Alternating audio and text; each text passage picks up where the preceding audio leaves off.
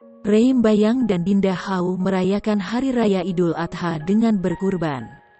Buah hati mereka, Arsyaka, juga ikut berkurban untuk pertama kali.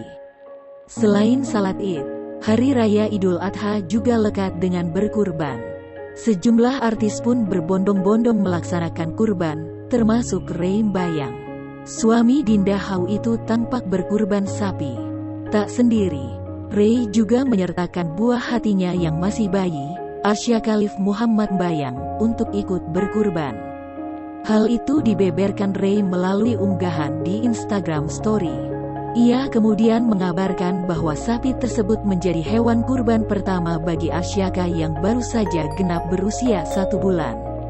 Arsyaka diketahui lahir pada tanggal 20 Juni tahun 2021 lalu. Sementara itu, dalam postingan lain Ray juga sempat membahas mengenai makna Idul Adha.